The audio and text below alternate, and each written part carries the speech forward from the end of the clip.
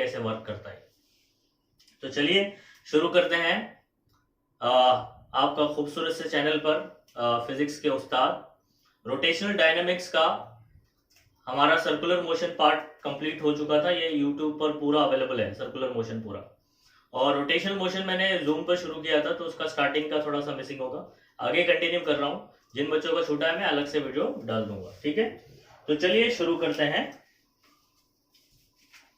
आज का हमारा टॉपिक है थियरम ऑफ परपेंडिकुलर एक्सिस।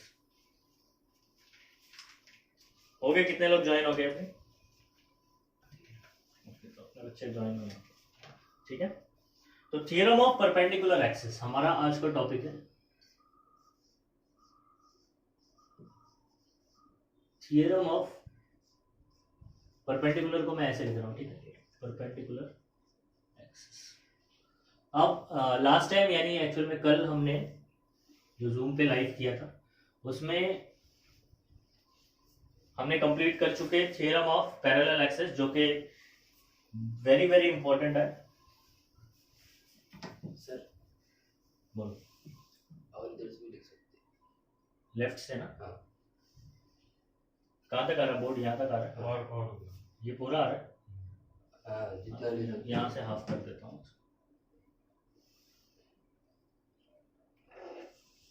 हाँ, ये आगे थोड़ा आगे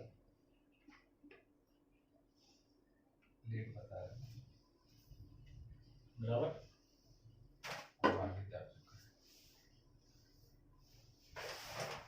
यहाँ से लिख सकते हैं ना? ठीक है, चलो बढ़िया है। तो हमारा आज का टॉपिक है थियरम ऑफ परपेंडिकुलर एक्सिस। अब बच्चों थियरम ऑफ परपेंडिकुलर एक्सिस में आपको क्या चीजें पता होना चाहिए, ठीक है। तो कंसीडर क्या करेंगे और कुछ बेसिक चीजें आपको क्या चाहिए। बहुत ही सिंपल सा थियरम है। बेसिक चीजें आपको क्या पता होना चाहिए। मैंने आपको क्या बताया था कि इनर्शिया का कोई कंटिन्यूअस बॉडी के लिए क्या फॉर्मूला है, कोई कंटिन्यूअस बॉडी के लिए क्या फॉर्मूला है। तो I इज इक्वल टू, आपको याद है हमने लास्ट लेक्चर में भी बताया हमने, कोई कंटिन्यूअस बॉडी के लिए, कंटिन्यूअस बॉडी मतलब ऐसी बॉडी जिसके जो पार्टिकल एक दूसरे से बहुत ज्यादा जुटे हुए हैं, ठीक है। तो इंटीग्रेशन आर स्क्वायर dm, ये हमारा फॉर्मूला था, ठीक है। तो इसको आप अच्छे से याद रखें। इंटीग्रेशन, ये जो डिस्टेंस होता है ये एक्सिस ऑफ रोटेशन और कोई मास dm के बीच में परपेंडिकुलर डिस्टेंस होता है, याद रखें आप, ठीक है। This r is what perpendicular distance between the axis of rotation, ठीक है, and the mass which you have selected dm, ठीक है, जो आपने सिलेक्ट किया dm की बात करेंगे हम। क्लियर हो गई बात? चलो अब मैं क्या कर रहा हूं, ध्यान दे रहा हूं। हमने क्या किया, एक बॉडी आपको कंसीडर करना है जिसका प्लेन लेमिना है। प्लेन लेमिना यानी, ठीक है, एक प्लेन है। जैसे कि मैं कोई भी बुक ले लेता हूं, ठीक है, जैसे कोई बुक ले लिया मैंने, ठीक है, ऐसी कोई बुक ले लिया तो आपको एक प्लेन लेमिना, ठीक है, कंसीडर करना है। ये वर्ड लिखना जरूरी होगा कंसिडरेशन में, ठीक है। और फिर इसके तीन एक्सेस यानी थ्री डायमेंशनली हम लोग इसको कंसिडर करेंगे। एक एक्सेस परपेंडिकुलर होगा, एक एक्सेस ऐसे परपेंडिकुलर जाएगा, एक एक्सेस आपकी तरफ आ रहा होगा और एक एक्सेस जो है वो इधर जा रहा होगा, ठीक है। तो यहां पर कितने एक्सेस हो गए? तीन एक्सेस, ठीक है। थ्री डायमेंशनल कार्टेशियन कोऑर्डिनेट में सॉल्व करेंगे। तो यहां पर आपको, अगर आप टेक्स्ट बुक भी देख रहे हैं साइड बाय साइड, अगर आप टेक्स्ट बुक भी देख रहे हैं तो यहां पर आपको पेज नंबर 15 पर एक डायग्राम दिखाई दे रहा है। मैं वो डायग्राम ड्रॉ कर दे रहा हूं। ये आपका z एक्सिस हो गया, ठीक है, ये आपका y एक्सिस हो गया, ठीक। बहुत बच्चों को प्रॉब्लम क्या होता है कि ये समझ में नहीं आता है क्या है, तो इस पे भी थोड़ा सा हम लोग चर्चा करेंगे, ठीक है। ये आपका O पॉइंट हो गया, ठीक है, ये N हो गया और इधर पे मैंने मान लिया M पॉइंट, ठीक है। और हमने ये एक पॉइंट पर, यहां पर आपने DM को कंसिडर, वहां पर लिखा नहीं है उन्होंने, लेकिन हम यहां पर कंसिडर करेंगे कि यहां पर आपने ये पॉइंट पर P पॉइंट, इसका नाम है P पॉइंट पर आपने मास DM को कंसिडर कर लिया, इतनी बात समझ में आ गई? ओके। अब हमारे पास 3 एक्सिस है, ये 3 एक्सिस को आप किस तरीके से इमेजिन करते हैं, ठीक है। मैंने जिस तरीके से बताया, ये जो बॉडी आप देख रहे हैं, ठीक है, ये प्लेन लेमिना, ये ऐसे हो गया, ये जेड एक्सिस प्लेन को, ये प्लेन लेमिना को क्या है, परपेंडिकुलर है, ठीक है। और ये जो एक्सिस आपको ऐसे दिखाई दे रहा है, वो एक्चुअल में आउट ऑफ द बोर्ड आ रहा है। किधर आ रहा है? आउट ऑफ द बोर्ड आ रहा है। इस बात को समझना बच्चों, नहीं तो आप बोलते हैं ये ऐसे कैसे फैल रहा है, और ये इनके बीच में एंगल 90 है, ठीक है। तो मैं बताओ, आप खुद ही सोचो कि क्या मैं यहां से ऐसे हवा में बना सकता हूं, क्या मार्कर ऐसे हवा में ड्रॉ कर सकता हूं? ऐसे नहीं ना। तो इसलिए 3 डायमेंशन को ऐसे बनाया जाता है, ठीक है। या कोई भी आपकी क्लास का कॉर्नर आप देखेंगे तो आपको समझ में आ जाएगा, ठीक है। और तो अब हम लोग इसको एक्सिस नाम दे देते हैं। तो याद रखें, ये तीनों एक्सिस एक दूसरे के म्यूचुअली परपेंडिकुलर है। मैं थोड़ा सा एक एग्जांपल और बता देता हूं आपको। मान लो ये वाला एक्सिस मैंने ग्रीन से डिनोट कर रहा हूं, ये वाला ऐसे, और ये वाला जो यहां पर दिखाई दे रहा है वो एक्चुअल में ऐसा है, ठीक है। जिसको आप यहां से देख रहे हैं तो आपको ये ऐसा व्यू दिखाई देता है। बात समझ में आ रही है? तो ये ऑल 3 आर म्यूचुअली मूंछ वाली होती है ना, ठीक है, दाढ़ी वाली, मूंछ वाली, तो ऐसे ही म्यूचुअली परपेंडिकुलर है, ठीक है। इतनी बात समझ में आ गई? All 3 are mutually perpendicular to each other. चलो इतना तो समझ में आ गया, चलो वेरी गुड। अब आगे बात करते हैं। अब आपने जो ये डीएम मास कंसीडर किया है, प्लेन लेमिना, ठीक है, वहां पर एक डीएम लिया, ऐसे ये डीएम से मिलके ये पूरा बॉडी बना हुआ है जिसका टोटल मास कैपिटल एम होगा। बच्चों याद रखो, ये पूरा बॉडी का मास कैपिटल एम है, जिसमें से एक छोटे से पार्टिकल का, स्मॉल एलिमेंट का मास मैंने क्या लिया है, डीएम। तो सारे डीएम मिला दूंगा तो क्या होगा, सारे पार्टिकल को मिला दूंगा तो टोटल बॉडी बनेगी, टोटल बॉडी का मास क्या होगा, कैपिटल एम। अंडरस्टूड? चलो बढ़िया, इतना भी हो गया। अब आगे की कहानी सुनो। मैं ये एक्सिस को मान ले रहा हूं जेड एक्सिस। क्या मान लिया? Z axis. और ये वाले एक्सिस को मैं मान ले रहा हूं, ठीक है, इन्होंने माना है एक्स एक्सिस, एक्सिस को माना है, ठीक है, और इसको माना है वाई एक्स। अब बॉडी तीनों एक्सिस के साथ में साइमल्टेनियसली नहीं घूम सकता, ठीक है। तो मान लो कभी जेड एक्सिस के अराउंड गोल घूम रहा है, ठीक है, ये एक्सिस हो गया, बॉडी ऐसे ऐसे ऐसे ऐसे रोटेट हो रहा, ठीक है। मान लो ये वाई एक्सिस की बात कर रहा हूं, इस अगर तो ये जब इसके अराउंड गोल घूमेगा तो और किसी के अराउंड गोल नहीं घूम सकता। अब ये एक्सिस है तो अब बॉडी ऐसे ऐसे ऐसे ऐसे बराबर है, गोल घूमेगा। फिर अगर मैं एक्स एक्सिस की बात कर रहा हूं, ठीक है, तो ये समझ पा रहे हैं आप, ऐसे रोटेट होगा, या एरो अगर ऐसे कर दिया तो ऐसे रोटेट होगा। अबाउट दिस एक्सिस साइमल्टेनियसली तीनों एक्सिस के अराउंड में नहीं गोल घूम सकता एट ए टाइम, एक की बात होगी। चलो बढ़िया, ये भी हो गया। अब मोमेंट ऑफ इनर्शिया अगर मैं बात करूं अलोंग जेड एक्सिस, तो यहां पर बात होगी आई जेड की, यहां पर बात होगी आई जेड की, आई जेड, ठीक है। और जब बॉडी वाई एक्सिस के अराउंड ऐसे ऐसे गोल घूमेगी तो यहां पर बात होगी आई वाई की, ठीक है। और जब बॉडी एक्स एक्सिस के अराउंड गोल घूमेगी तो यहां पर बात होगी आई एक्स की। इतनी बात समझ में आ गई? ठीक है, चलो बढ़िया। अब हमको जो रिलेशन निकालना है, थ्योरम ऑफ परपेंडिकुलर, देखो परपेंडिकुलर वर्ड क्यों आया, क्योंकि यहां पर ये जो तीनों एक्सिस हम लोग ले रहे हैं वो एक दूसरे के क्या है, परपेंडिकुलर है, ठीक है। और आपको ये थ्योरम ऑफ परपेंडिकुलर एक्सिस का एप्लीकेशन क्या है ये भी मैं थोड़ा सा आपको बता दूंगा, फिर बाद में हम लोग बहुत सारे फॉर्मूले भी निकालने वाले हैं, इसका डिपेंडेंसी भी देखेंगे। तो I X, I Y, I Z, थोड़ा सा आप जरा मुझे बताइए, आई वाई और I Z, sorry I Y और आई एक्स है कहां पर, आई वाई और आई एक्स है कहां पर, ये प्लेन लेमिना पे है। किधर पे है? प्लेन लेमिना पे। और आई जेड कहां पर है? प्लेन लेमिना को परपेंडिकुलर है। एक बार फिर से मैं बताता हूं आपको, पूरा कॉन्सेप्ट क्लियर करेंगे बच्चों, ठीक है, पूरा एकदम क्लियर करेंगे हम लोग, सब चीज एकदम क्लियर, ठीक है, कुछ भी जाने नहीं देंगे। ये देखो, ठीक है, आप ऐसे देख रहे हैं, ये जो ब्लैक वाला है, ब्लैक वाला ठीक है, ये आपकी तरफ आ रहा है, मतलब ये आई एक्स इसकी बात हो रही है, एक्स एक्सिस की बात हो रही है। जो ब्लू वाला मार्कर है वो उस तरफ जा रहा है, ठीक है, समझ में आ गई। और ये जो ग्रीन वाला है वो देखो प्लेन के परपेंडिकुलर है, मतलब अलोंग द प्लेन आपके दो एक्सिस हैं और प्लेन को परपेंडिकुलर एक एक्सिस है, बराबर। तो जो प्लेन के परपेंडिकुलर होगा, यानी आपको प्रूफ करना है I Z is equal to I X plus I Y, ये आपको प्रूफ करना है।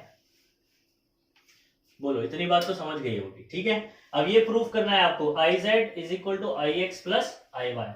अब ये ऐसा फॉर्मूले का यूज किया है, देखो अभी मान लो यहां पर अगर आपको ये दो एक्सिस पे इनर्शिया पता है तो इसके परपेंडिकुलर अगर कोई एक्सिस पे अगर वो गोल घूम रहा है तब उसका इनर्शिया आप निकाल सकते हैं। तो अगर ये दो पता है तो ये निकाल सकेंगे आप। जैसे इससे पहले वाले में मैंने बताया था कि अगर आपको सेंटर ऑफ मास से इनर्शिया पता है तो कोई भी उसके पैरेलल एक्सिस में आप निकाल सकते हैं। तो इसी तरीके से अगर ये दो पता है तो ये निकाल सकते हैं, ये उसका एप्लीकेशन हो गया। लेकिन इसको प्रूफ करना है, अब हमको क्या करना है, इसको प्रूफ करना है। तो आइए उसको भी करते हैं, लेकिन कुछ चीजें आपको कंसीडर करनी पड़ेगी। यहां पर देखो ये जो पी पॉइंट है जेड एक्सिस से, देखो जेड एक्सिस ऐसे जाएगा, प्लेन लेमिना के अंदर से जा रहा है, ठीक है, फिर यहां बाहर निकलेगा। तो मैं यहां पर नहीं बता रहा हूं क्योंकि मुझे और कुछ बताना है। तो ये प्लेन लेमिना से अंदर जा रहा है, यहां से इसका परपेंडिकुलर डिस्टेंस पी पॉइंट का, इसको मैं आर कंसीडर कर रहा हूं। क्या कर रहा हूं, आर कंसीडर कर रहा हूं। अब बहुत बच्चों को ये भी थोड़ा सा प्रॉब्लम होगा, अब मैं आपको बता रहा हूं, सुनो। मान लो ये जेड एक्सिस, ये जो मैंने यहाँ पर लकड़ी दिखाई दे रही है आपको, ये जेड एक्सिस, ठीक है। तो क्योंकि ये प्लेन लेमिना ऐसे थोड़ी है, ये प्लेन ऐसे है, ठीक है। तो पी पॉइंट यहां नहीं, पी पॉइंट यहां होगा, ठीक है, यहां पर। तो यहां से ये डिस्टेंस, ये इसको आर लिया है मैंने, 3D है, इमेजिन करो उसको, इमेजिनेशन पे ही सारी चीज है फिजिक्स में, ठीक है। ये पी पॉइंट इधर है एक्चुअल में, तो वो आर डिस्टेंस हो गया। तो R is what, perpendicular distance, याद रखें, R is what, perpendicular distance. और अब ध्यान देना, ये दिखाई दे रहा है वाई एक्सिस, वाई एक्सिस से भी ये पी पॉइंट का एक परपेंडिकुलर डिस्टेंस। तो यहां से ये लाइन ऐसे मिला रहा हूं, भले आपको परपेंडिकुलर दिखाई नहीं दे रहा होगा, ठीक है, लेकिन वो है परपेंडिकुलर, समझ में आ रहा है, क्योंकि अपन 3D इमेज देख रहे हैं। ये है परपेंडिकुलर, इधर 90 एंगल बन रहा है। ये जो ऐसा देख रहे हैं इसको ऐसे करके देखो तो यहाँ पर ये लाइन ऐसे आएगी, ठीक है, पी पॉइंट है, ओके। और ये एन पॉइंट से ये भी डिस्टेंस क्या होगा, परपेंडिकुलर डिस्टेंस होगा, एम पी।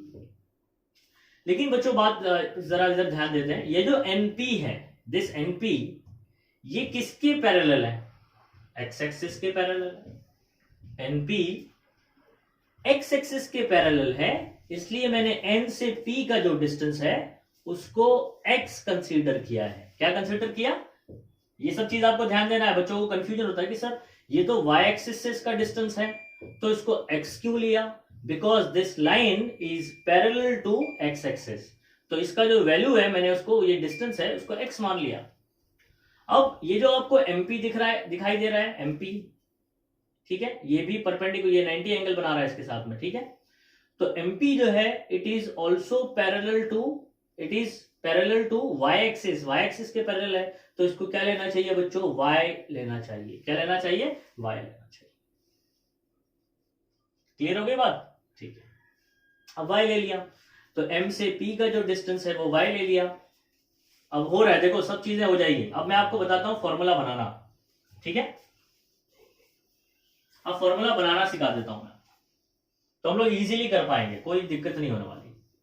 अच्छा, ये m से p y है, मुझे बताओ o से n, क्या ये भी y नहीं होगा? सिंपल मैथमेटिक्स है।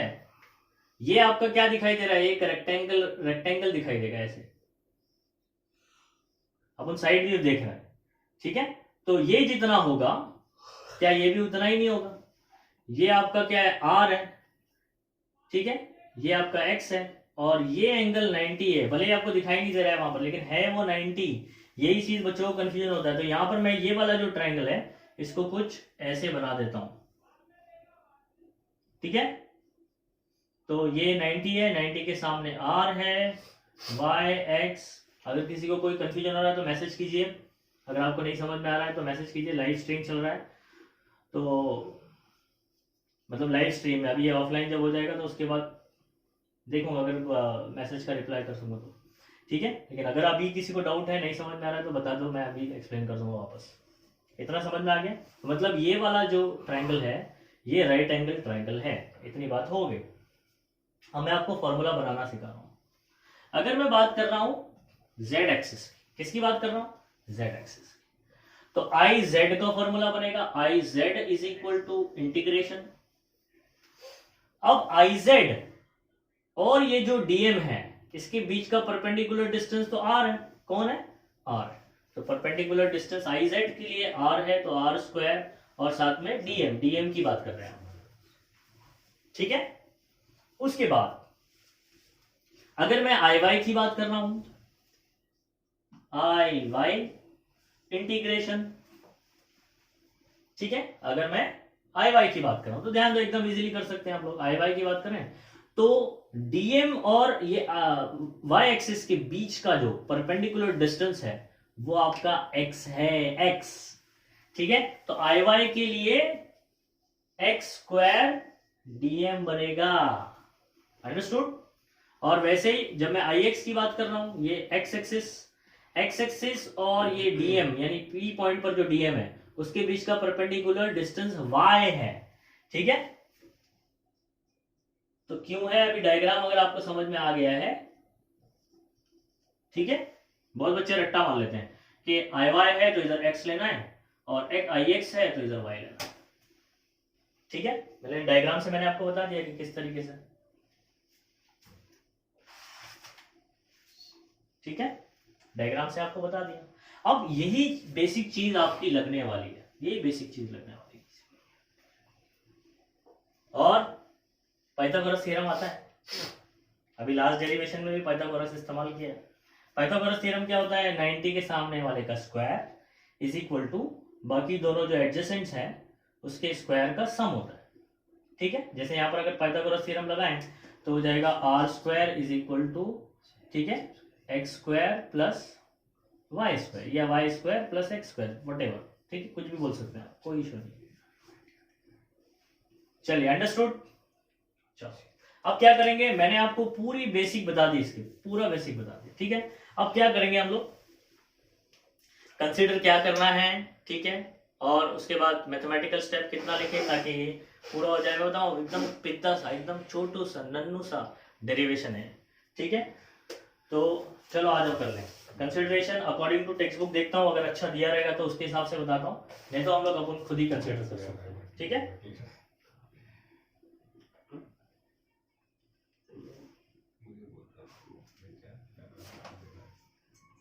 सर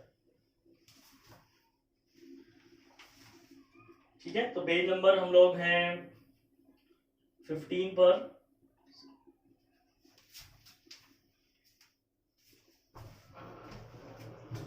ओके, तो यहाँ पर कंसीडर किया गया है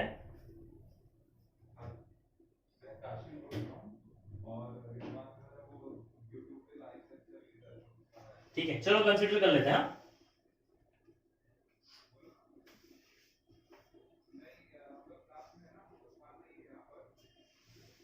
कंसीडर, मैंने आपको क्या बोला, आपको ये प्लेन लेमिना कंसीडर करना है, लेमिनार बॉडी तो या लेमिनार ऑब्जेक्ट बोल सकते हैं। Consider a rigid laminar object. बहुत फालतू चीज नहीं लिखना है आपको, ठीक है, हर एक पॉइंट याद करने की जरूरत नहीं है। Laminar object able to rotate, मैं अपने खुद से इसलिए नहीं लिख रहा हूं ताकि आपको टेक्स्ट बुक से कुछ मैच हो जाए, चीजें पॉइंट्स लिख सके, ठीक है। अदरवाइज क्या होगा, मैं खुद से बता दूंगा ऐसा ऐसा कंसीडर कर लो, टेक्स्ट बुक से मैच नहीं होगा, बोलेंगे क्या, ठीक है। Object able to rotate about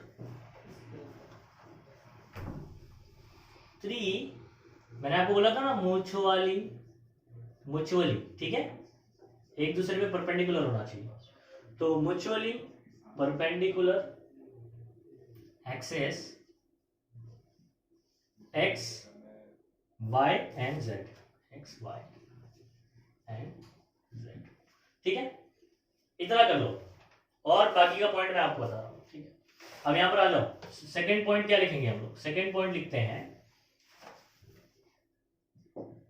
second point लिखते हैं let I X I Y and I Z. अब देखो आई कौन है, ये आई मोमेंट ऑफ इनर्शिया, ठीक है, तो आप बोलेंगे be the moment of inertia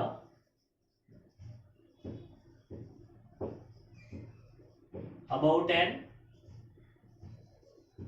axis, moment of inertia about an axis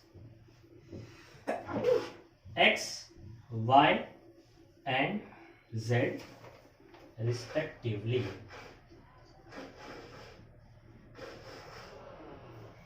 ठीक है।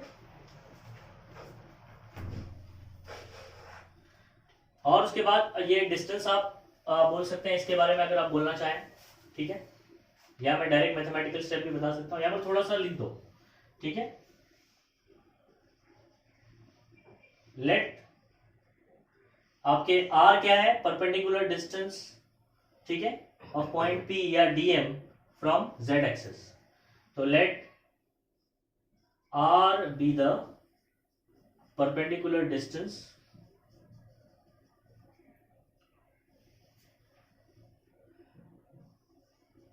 फ्रॉम z एक्सिस, ठीक है, और x क्या है, याद रखें x की जब बात करेंगे तो B the perpendicular distance from y axis, ठीक है, और y की बात करेंगे तो फ्रॉम x एक्सिस, ठीक है, बढ़िया, ये चीज हो गई। अब इसके बाद क्या करें, अब जो इतना थोड़ा बहुत याद कर लिया तो अच्छी बात है, ठीक है, और नहीं भी याद किया तो थोड़ा बहुत इधर उधर अपने अंडरस्टैंडिंग के हिसाब से लिख दो। अब अगला पॉइंट अगर आप देखें, फोर्थ पॉइंट, ठीक है, फोर्थ पॉइंट हम लोग अगर देखें तो आपको सिर्फ ये ट्रायंगल में in triangle ONP using Pythagoras theorem, अब देखो फिजिक्स में हम लोग रीजन देते नहीं है कि आपने कौन सा थ्योरम इस्तेमाल किया, फलाना किया, ढमका किया, ऐसे बोलने की जरूरत नहीं होती, तो आप डायरेक्ट बोलेंगे इन ट्रायंगल OPN, ठीक है, OPN ट्रायंगल में यूजिंग पाइथागोरस थ्योरम लिखने की जरूरत नहीं होती है फिजिक्स में, ठीक है, बस ऐसे बोल दो और लगा दो, सामने वाला बंदा समझ जाएगा कि इसको आता था पाइथागोरस थ्योरम, ठीक है। तो यहाँ पर आप बोलोगे OP² इज इक्वल टू, देखो OP, या मैंने यहाँ पर बना दूं, यहाँ पर बना देता हूँ, चलो, ठीक है, ये भले ही थोड़ा सा आपको ऐसे दिखाई दे रहा होगा लेकिन ये है ऐसा, ठीक है, OPN, और ये आपका R है, ये X है और ये Y है, ठीक है, तो यहां पर OP² is equal to ON² plus PN², चलो इतना तो बहुत बढ़िया से कर लिया आपने, ठीक है। अब OP का वैल्यू कितना है, R है, तो आप R² कर दिया, ON का वैल्यू है Y, तो Y² कर दिया, PN का जो वैल्यू है वो तो X² कर दिया। ओह वाह, इतना तो डन। अब मैंने अभी याद करो बच्चों, मैं थोड़ी देर पहले आपको बता चुका हूं कि यहां मिटाना नहीं चाहिए मुझे, IZ is equal to integration R² dm और इंटीग्रेशन x के लिए Y² dm, और मैं बात करूंगा इसके लिए तो आपका X² dm। अच्छा, अब जरा यहां पर देखो, ये मैथमेटिकल स्टेप में क्या आपको यहां पर R² दिखाई दे रहा है, देखो R² है, R² से मुझे IZ बनाना है, देखो लेफ्ट साइड में क्या चाहिए, IZ चाहिए, यहां पर R² से IZ बनाना है, तो किस चीज की कमी लग रही है R² के बाजू में, एक तो इंटीग्रेशन की कमी है और एक DM की कमी है, इंटीग्रेशन की कमी है, DM की कमी है, तो आप क्या करेंगे, multiplying by DM and integrating, ठीक है, इंटीग्रेटिंग कर दिया, इंटीग्रेट कर दिया। तो देखो यहां पर integration R square DM, integration R square DM. देखो आर स्क्वायर अपनी जगह पर वैसे ही मैंने इंटीग्रेशन ले लिया, साथ में डीएम ले लिया। यहां पर वाई स्क्वायर ऐसी है, साथ में इंटीग्रेशन और डीएम ले लिया, मल्टीप्लाई किया है भाई। यहां पर इंटीग्रेशन एक्स स्क्वायर डीएम। आप मुझे बताइए बच्चों कि इंटीग्रेशन आर स्क्वायर डीएम कौन है? ये आई जेड है, तो इसकी जगह पर क्या आ गया? I Z. Integration Y square DM कौन है? आई एक्स है, तो इधर आ गया I X. Plus integration of X square DM कौन है? आई वाई है, तो यहां पर आपका प्रूफ हो गया। खत्म, ठीक है।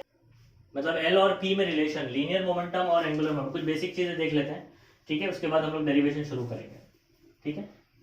आपको प्रूफ करना है कि एल इज कंजर्व्ड। क्या प्रूफ करना है?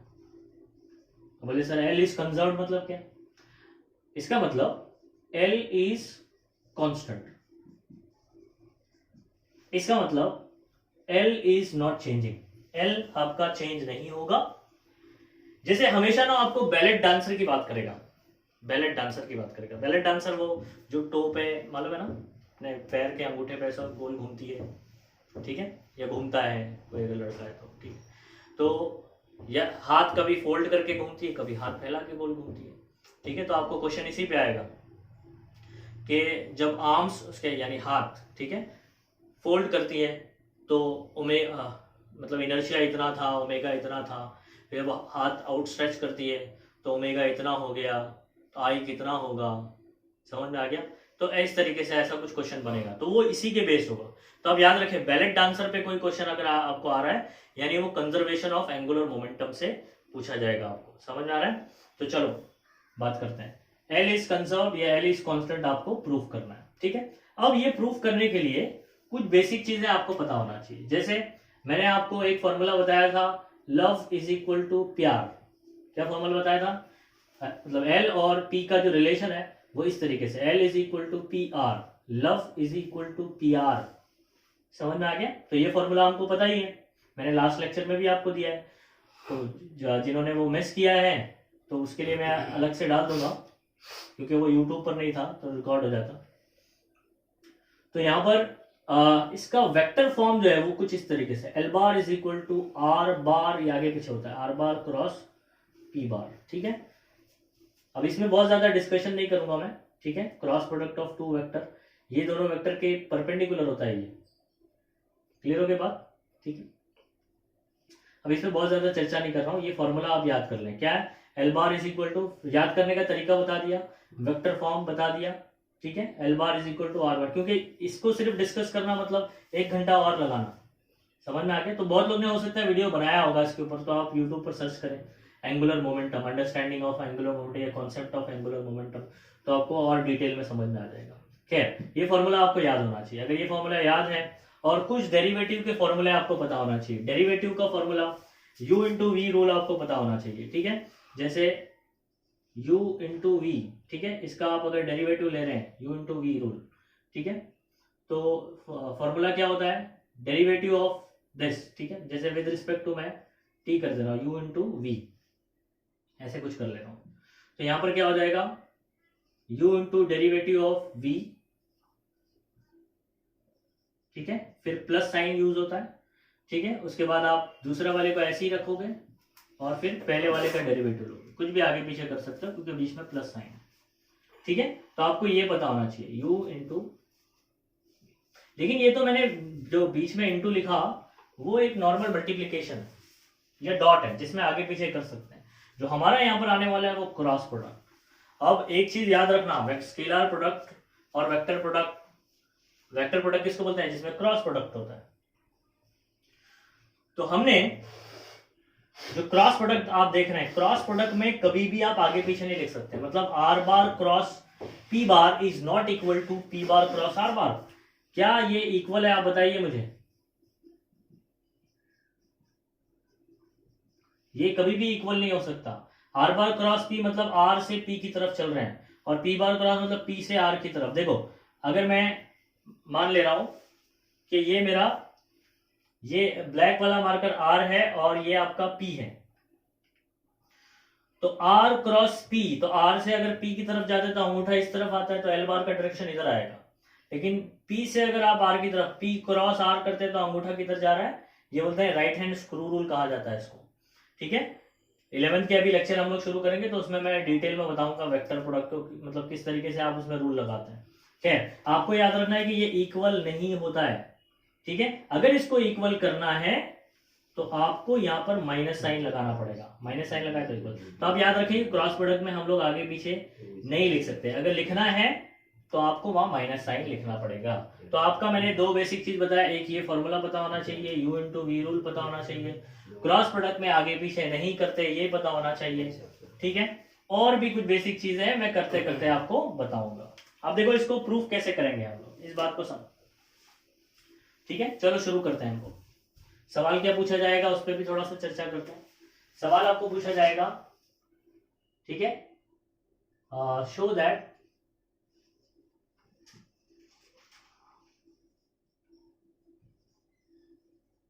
एंगुलर मोमेंटम इज कंजर्व्ड, या क्या बोल सकता है, कोई बॉडी है रोटेट हो रही है तो उसका एंगुलर मोमेंटम क्या है, कांस्टेंट है, इसको आपको प्रूफ करना है। या derive expression for conservation of angular momentum. और सवाल क्या बन सकता है, ये वाला सवाल ज्यादा अच्छे से बनेगा, derive an expression for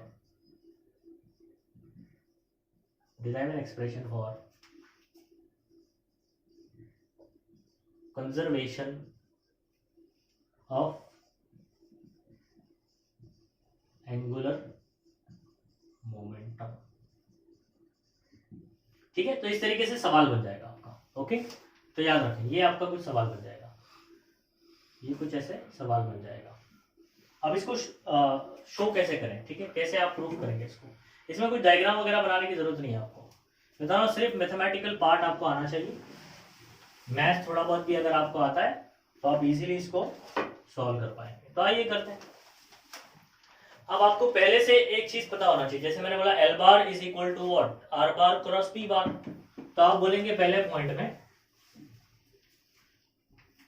we have या वी नो दैट, हमको मालूम, क्या बोलेंगे, हमको मालूम, वी नो दैट। थोड़ा बहुत कंसिडरेशन अगर आपको चाहिए तो लिख सकते हैं, we know that L bar is equal to R bar cross P bar. क्या है, L bar is equal to R bar cross P bar. अब हम लोग क्या करते हैं, इसको डिफरेंशिएट करते हैं विद रिस्पेक्ट टू टाइम। ठीक है, डिफरेंशिएट मतलब डेरिवेटिव करना। ठीक है, डिफरेंशिएटिंग शॉर्ट में लिखना विद रिस्पेक्ट टू टी,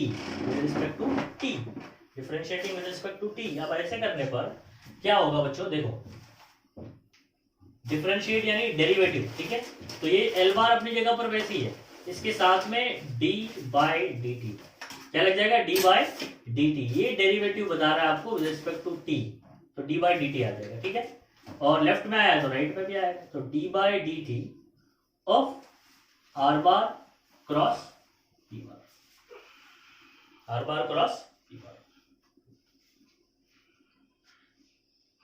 अब जब इसका डेरिवेटिव आप लेंगे तो ये हो गया आपका u और ये हो गया आपका v। और मैंने अभी अभी आपको एक फॉर्मूला बताया u इंटू वी रूल का। ठीक है, यानी अगर आप पहले वाले को u into derivative of v, तो पहला वाला r बार को ऐसे ही रखना पड़ेगा, r बार ऐसे ही रहेगा। ठीक है, फॉर्मूला मैं अलग से लिख दूं यहाँ पर वापस से, ताकि आप इसको अच्छे से कर सके। ठीक है, यहाँ पर फॉर्मूला लिख दे रहा हूं। ठीक है, D by D T u into V. ठीक है, u into derivative of v plus v into derivative of,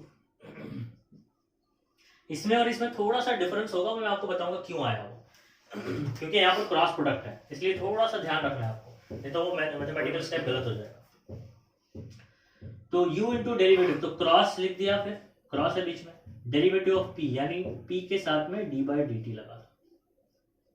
ठीक है, फिर क्या है, प्लस, प्लस का साइन, प्लस का साइन आ गया जैसे फॉर्मूला है।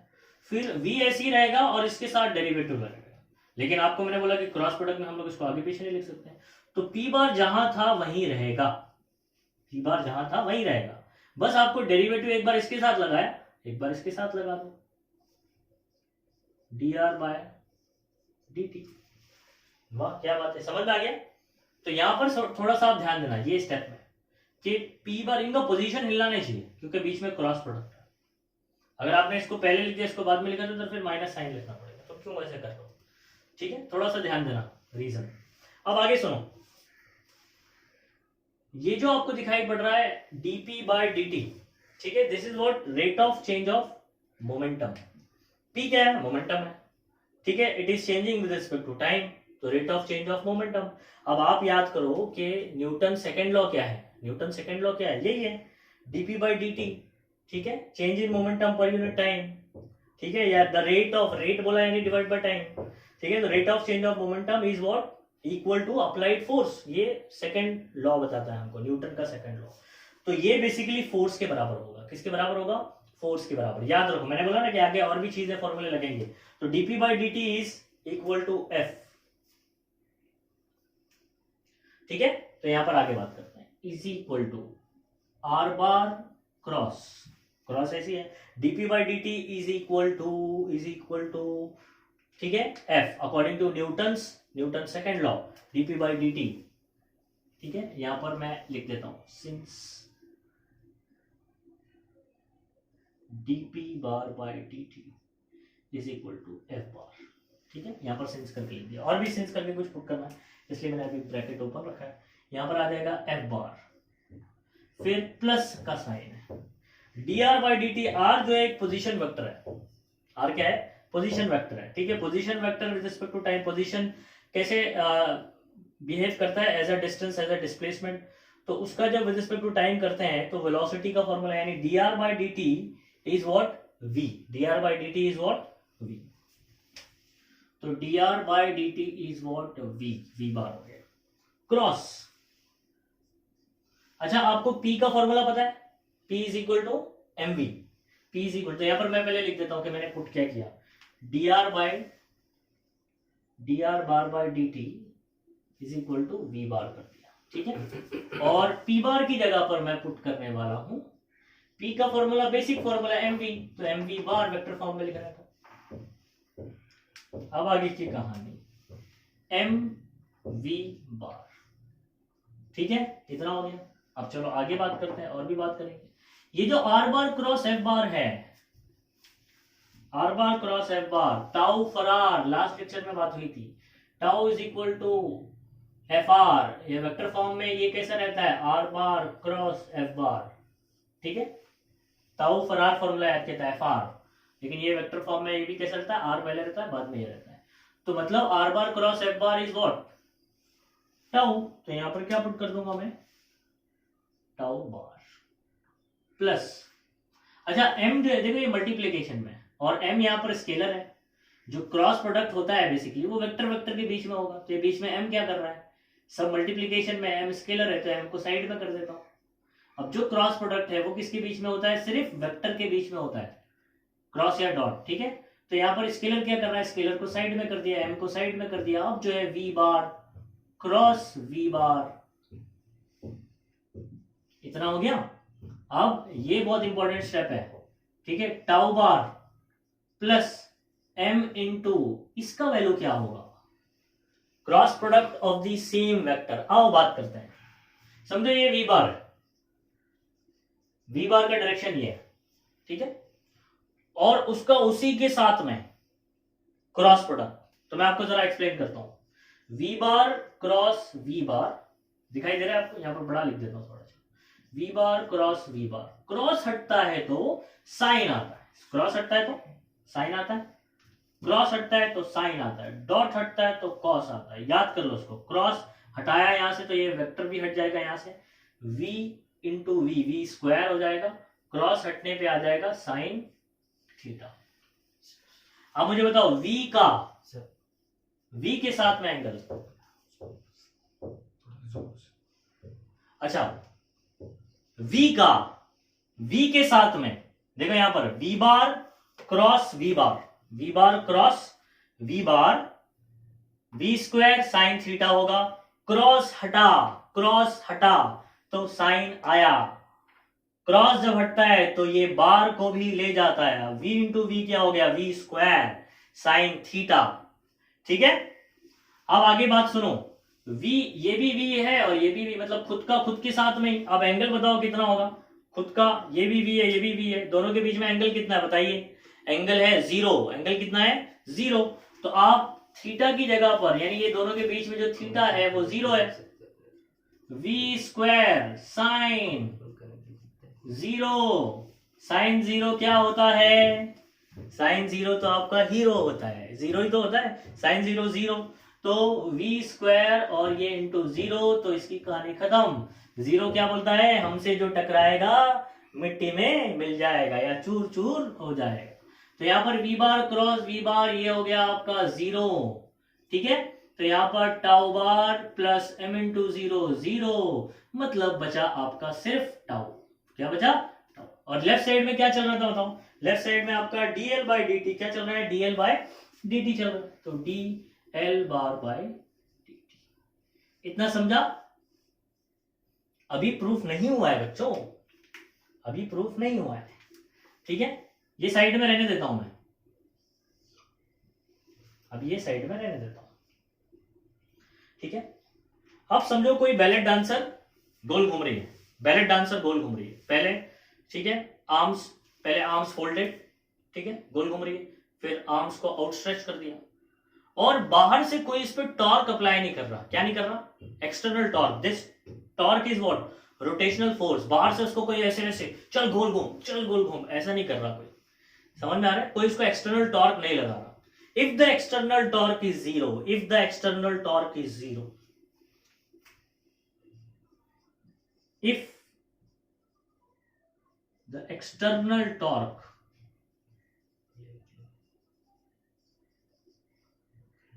is 0, ठीक है, बैलेट डांसर गोल घूम रही है, उसको टॉर्क नहीं लगा रहा, ठीक है, एक्सटर्नल टॉर्क इज 0, तो dl bar by dt is equal to 0।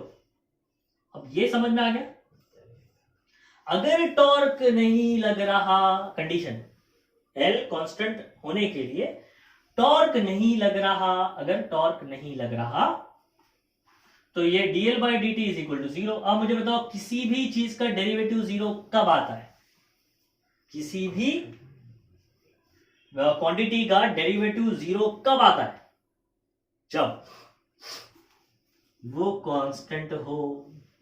ठीक है, since it's derivative is 0 therefore L is constant. ठीक है, तो आप क्या लिख सकते हैं यहां पर, reason since its derivative, its with respect to t is 0। ठीक है, L यानी कौन, angular momentum, L is constant और कंजर्व्ड।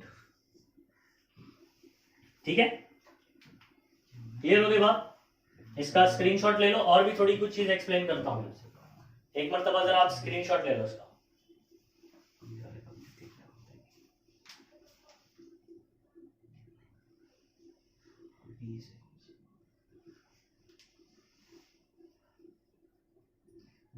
यहाँ से लिख सकता है तो ऊपर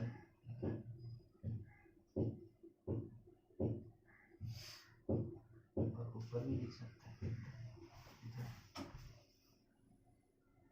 सब दिख रहा है। और हाँ, कितने मार्क्स का है वो बताया, ये एंगुलर मोमेंटम क्या मार्क्स का है।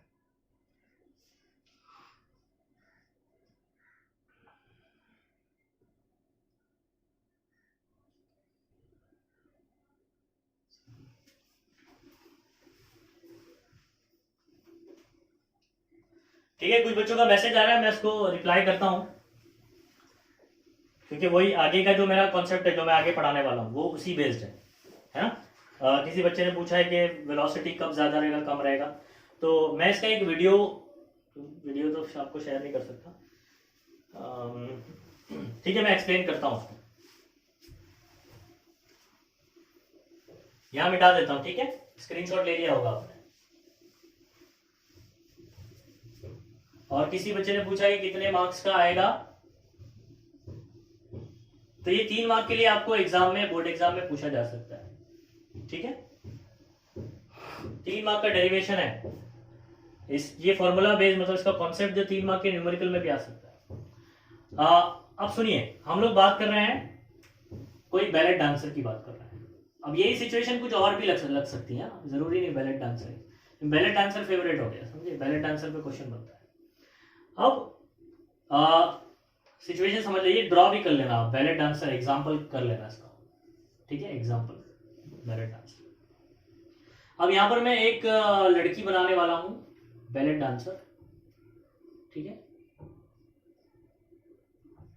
और ठीक है, ये इसकी टांग है और दूसरी टांग उसने अपनी टांग पे रख के गोल गोल घूम रही है, और ये उसका हाथ है।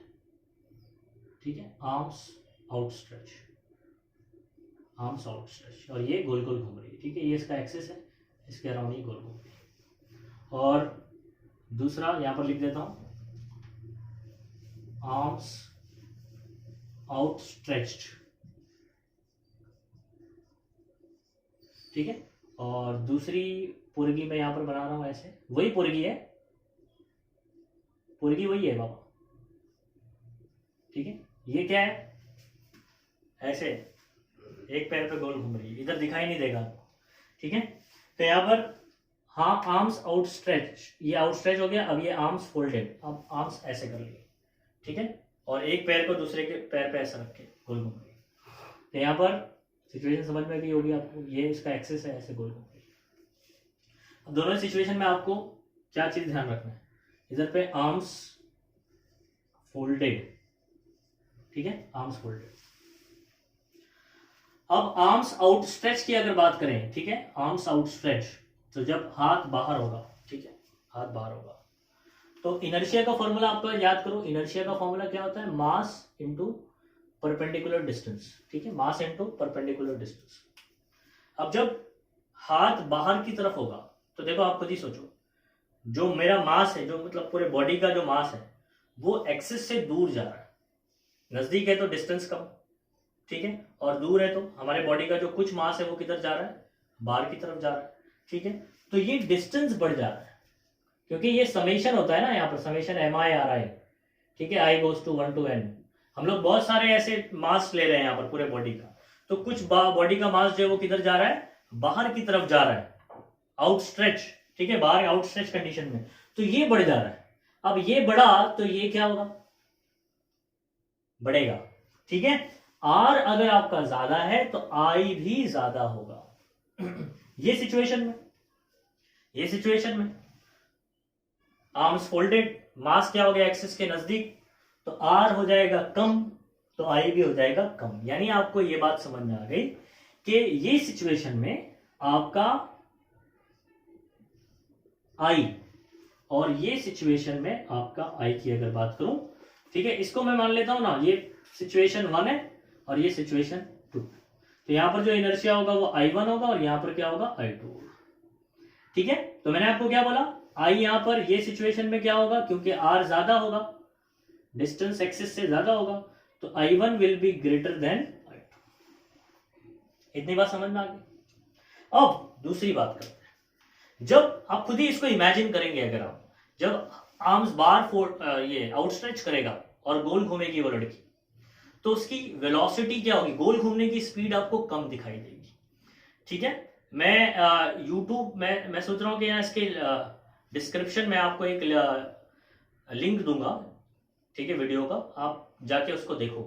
ठीक है, एक बॉन हैबर करके कोई एक उसने स्फीयर बनाया है प्लास्टिक का, बहुत ही बेहतरीन, उससे कॉन्सेप्ट एकदम क्लियर हो जाता है। ठीक है, वो बॉन हैबर जो स्फीयर है, वो जब बाहर पूरा खुला हुआ होता है तो उसकी स्पीड आपको, एंगुलर वेलोसिटी जो है वो, ठीक है, यहाँ पर आपको, क्योंकि वो खुला हुआ रहेगा तो एंगुलर वेलोसिटी आपको कम दिखाई देती है। और बात करते हैं ये दोनों सिचुएशन में, हाथ बाहर की तरफ है तो आप जब उसको देख रहे होंगे तो आपको लग रहा है कितना स्लो घूम रहा है, और जैसे ही वो आर्म्स फोल्ड करेगा तो एंगुलर वेलोसिटी उसकी बढ़ जाती है। ठीक है, तो यहां पर ऐसा क्यों होता है वही बात करेंगे हम लोग। इसका एंगुलर वेलोसिटी होगा ओमेगा 2 और इसका क्या होगा ओमेगा 1। I1 आपका बड़ा है तो ओमेगा को छोटा होना ही पड़ता है। क्यों होना पड़ता है? अभी हमने कंजर्वेशन ऑफ एंगुलर मोमेंटम बात की। ये लड़की जब गोल घूम रही है तो बाहर से उसको कोई घुमा रहा है क्या, ऐसे चल घूमते जा घूमते जा, नहीं, टॉर्क नहीं लगा रहा। क्या नहीं लगा रहा? टॉर्क, एक्सटर्नल टॉर्क 0 है। तो चाहे वो आर्म बाहर की तरफ रखे, चाहे वो फोल्ड करके रखे, ठीक है, उसका क्या कांस्टेंट रहने वाला है? L कांस्टेंट रहने वाला है। ठीक है, तो आप ध्यान दें यहां पर L का, इसका L का फॉर्मूला होगा L1 और L1 इज इक्वल टू, आप याद करो हमने प्रूफ किया है L is equal to I omega. बोलो क्या प्रूफ किया हमने 3 मार्क के डेरिवेशन में? L is equal to I omega proof किया है। ठीक है, कल के लेक्चर में किया था।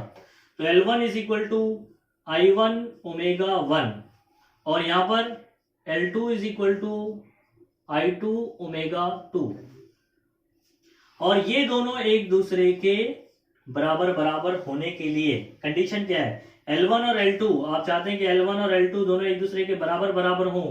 ठीक है, L1 L2 के बराबर हो तो क्या सिचुएशन है आप खुद ही सोचो कि अगर I1 ज्यादा होगा तो ओमेगा कम, I1 ज्यादा होगा तो I2 कम, ओमेगा 2 ज्यादा। देखो यहां पर आपको दिखाई दे रहा होगा।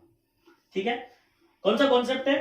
ज्यादा इंटू कम, कम इंटू ज्यादा, ज्यादा इंटू कम, कम इंटू ज्यादा, क्या होगा? इक्वल होगा। तो यहां पर L1 और L2 एक दूसरे के क्या है? बराबर है। तो ये सिचुएशन होने के लिए अगर इनर्शिया ज्यादा है तो एंगुलर वेलोसिटी को कम होना पड़ेगा, अगर इनर्शिया कम है तो एंगुलर वेलोसिटी क्या होगा? ज्यादा होगा। ठीक है, तो दोनों मल्टीप्लाई होके हमेशा आपको L क्या देंगे? कांस्टेंट देंगे।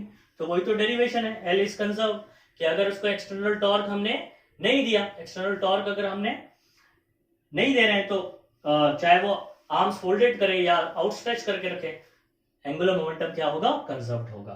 तो इस तरीके से आपका ये क्वेरी खत्म। यहां पर ये कॉन्सेप्ट जो है, देखो ये डेरिवेशन करके आपको समझ में नहीं आता कि न्यूमेरिकल में कैसे अप्लाई होगा। इसका कॉन्सेप्ट इधर लगा, बैलेट आंसर, अब ये आपका यूज होगा किसमें? न्यूमेरिकल में। ठीक है, आज का एक्चुअल में ये यूट्यूब का टेस्ट वीडियो था एक हिसाब से देखा जाए तो मेरे ख्याल से जूम के कंपैरिजन में यूट्यूब पर बहुत बेहतरीन तरीके से हुआ है, जहां तक मेरी उम्मीद है। ठीक है, तो आप लोग बच्चे फीडबैक दीजिए कि कैसा लगा आपको यूट्यूब पर पढ़ के। ठीक है, लाइव स्ट्रीम करके, लाइव स्ट्रीमिंग में कैसा लगा, क्योंकि घर बैठे ही अभी पढ़ना है हम लोग, क्लास वगैरह तो आ नहीं सकते। ठीक है, या जा भी नहीं सकते आप अपने जो भी कोचिंग में जाते होंगे। ठीक है, तो आप मुझे जरा फीडबैक दीजिए कि कैसा रहा। तो हम लोग इंशाल्लाह अब इस पे ही लाइव स्ट्रीम, मतलब यूट्यूब पर ही लाइव स्ट्रीम करेंगे और वो भी ज्यादा देर तक करेंगे। ठीक है, तो आज मेरा सिर्फ एक टेस्ट वीडियो था इसलिए बहुत ज्यादा पढ़ाया नहीं मैंने। ठीक है, नेट पैक अच्छा कर। ठीक है, आपका अगर आपको थोड़ा सा फ्लिकरिंग हो रहा है वीडियो वगैरह तो नेट पैक वगैरह अच्छा कर लो, ताकि अपने लंबे लंबे वीडियोस अभी देखने को मिले अभी आपको। ठीक है, मैथ्स के भी वीडियो आएंगे इंशाल्लाह। मैथ्स के वैसे भी आप मैथ्स के उस्ताद आप सर्च करें तो जमशेद सर का आपको वीडियो मिल जाएगा। वहां पर लगभग जो है ऑलमोस्ट चैप्टर कंप्लीट हो चुका है। एक एक्सरसाइज कल तक में पूरा चैप्टर कंप्लीट हो जाएगा, वो वीडियो आप देखें। एक एक क्वेश्चन सर ने कराया है, एक भी क्वेश्चन आपको, मेरे ख्याल से 1-2 क्वेश्चन होमवर्क दिया होगा, लेकिन ऑलमोस्ट सारे क्वेश्चन आपको करवाए हैं सर ने। ठीक है, तो कोई दिक्कत वाली बात नहीं है, हम लोग खड़े हैं आपके लिए, यूट्यूब पर लाइव पढ़ा रहे हैं या रिकॉर्डेड वीडियो आपको दे रहे हैं। और आपके जितने भी फ्रेंड्स वगैरह हैं उनमें ये सारे वीडियो हमारे शेयर कीजिए, उनको बताइए कि हम लोग लाइव पढ़ा रहे हैं। ठीक है, आपके सारे डाउट्स वगैरह जो भी आप मैसेज वगैरह करेंगे इंशाल्लाह हम लोग तभी वही लेक्चर में क्लियर करेंगे, या तो हो सकता है मैं बाद में चैट पढ़कर आपका नेक्स्ट वीडियो में उसको आपको रिप्लाई कर सकूं। समझ में आ रही बात? ठीक है, तो चलिए, ऑल द बेस्ट। ठीक है, बहुत अच्छा लगा कि आप सब हमारे साथ जुड़े लाइव स्ट्रीम में, और इसी तरीके से जुड़े रहिए और हम लोग पूरा सिलेबस इंशाल्लाह करेंगे। अगर लॉकडाउन तुम्हारे बोर्ड एग्जाम तक भी चलेगा तो कोई इशू नहीं है। ठीक है, हम लोग ऑनलाइन पढ़ाएंगे आपको। ठीक है, चलिए, अल्लाह हाफ़िज़।